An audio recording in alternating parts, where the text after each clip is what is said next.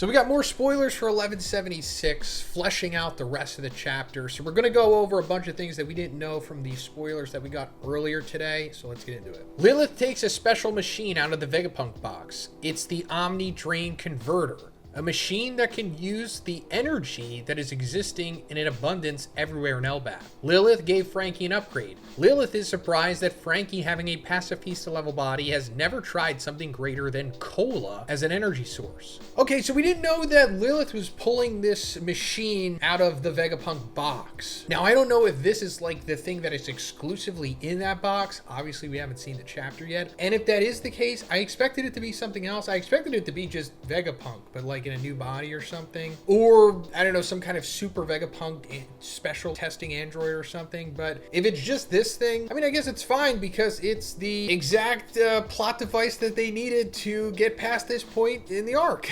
I'm kidding, but at least it's giving Frankie an upgrade, which is pretty sweet, or at least leading to a Frankie upgrade, because as Lilith mentions here, she's surprised that a pacifista level body that Frankie has, why he isn't using a better fuel source than cola, I guess is just a reason for him to eventually upgrade to a better fuel source. I don't even know how cola is a fuel source in the first place, but it's One Piece. I mean, yeah, it has energy because it has calories, but you know what I mean. Nami orders Zeus to put out the school flame, but Killingham arrives and orders the sleep-tid lindworm to swallow Zeus. So yeah, Nami/Zeus just getting done with the quickness here. And I don't think they're really contributing much in this chapter other than just getting saved later on, which we're going to get into. Lily and Frankie arrive too. Lilith uses the ODC to suck all the heat energy, making both school and library freeze. Then Lilith turns heat energy into super heavy cola and gives it to Frankie. So yeah, this machine's pretty busted. It can just absorb energy, such as the fire here, and then convert it into ice or something else that is necessary for whatever they need it to be. And they're making the super heavy cola here for Frankie, which is sweet because Frankie should get an upgrade. At least one of the Straw Hats here is getting a buff, and I'm very appreciative of it because if he's not gonna get hockey, at least give him this. Killingham orders MMA Lindworm to crush the school and insults Jinbei for being a fishman. Sanji appears in front of Killingham and says he'll punish him for insulting his Nakama. So we talked about this earlier, and I still do think it's pretty interesting to look at. So when Killingham was first revealed, or at least like his face was revealed outside of his Zoan hybrid form, I thought, and I'm sure others had to have thought this too, because when I was looking for images of Killingham on Google, one of the first results was Killingham Fishman. So I don't think I'm the only one that thought this, but yeah, I thought he was like a fishman or something, or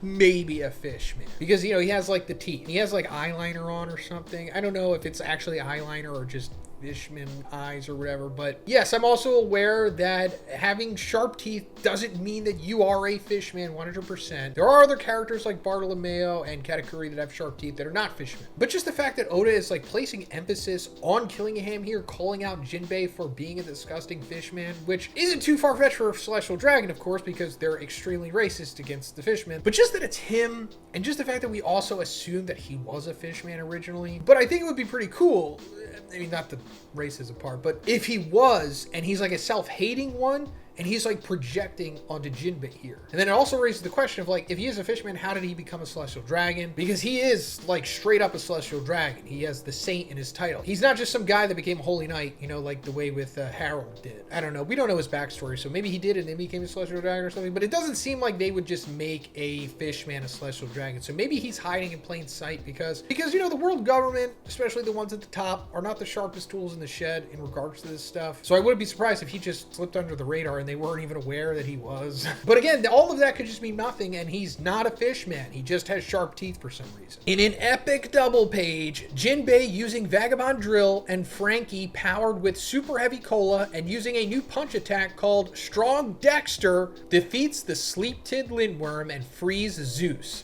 And in the same double page, Sanji crushes Killingham's head brutally with a concasse, or however you pronounce that word. It doesn't matter. So Frankie and Jinbei put in some work here. That's pretty cool. Releasing Zeus, so maybe he'll do something of significance in the next chapter or the next couple chapters or something. At least just give Nami something, because this is all she really has now. And then Sanji crushing Killingham's head, or at least breaking his glass helmet thing. It said it in the previous spoilers.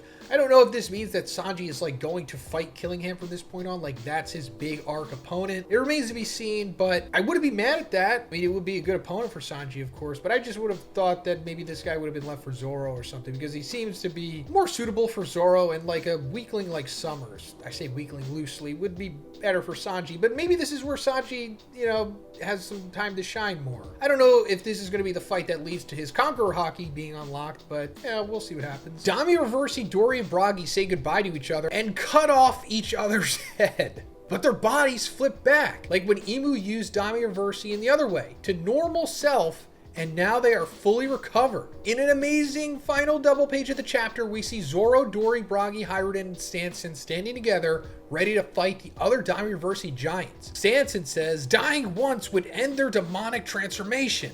And Bragi says, even if they become a ruined corpse, once flipped over, they'd be as good as new.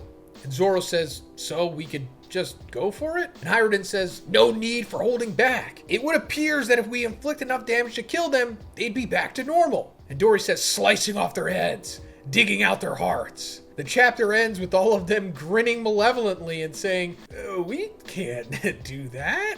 LOL. End of chapter, break next week. So yeah, that was like the big reveal of this chapter. How to overcome Dami Reversi. And it's straight up murder. You just kill them and it undoes the Dami Reversi. And we've actually seen this before.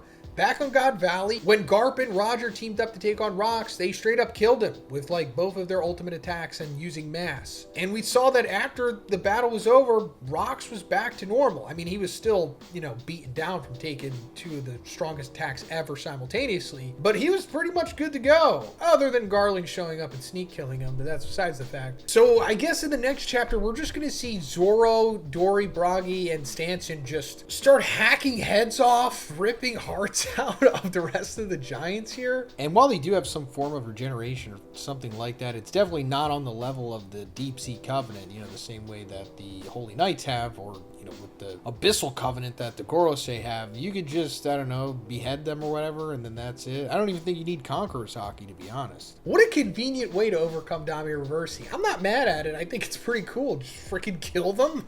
Why not? And of course, we have to visit once again the possibility that Loki gets Dami Reversi at the end of the arc and faces Luffy. That means that Luffy just has to kill him, which would be fun. I mean, Luffy's killed before, actually debatably killed before. I made a video with Sai about this where we like go back and forth on if Luffy has actually murdered someone. But yeah, let me know what you think about this chapter in the comments. We'll go over it again, probably Friday morning if we get the chapter. But let me know. And if you liked it, please give it a like and please subscribe if you haven't already. Have a great day and I'll see you in the next one.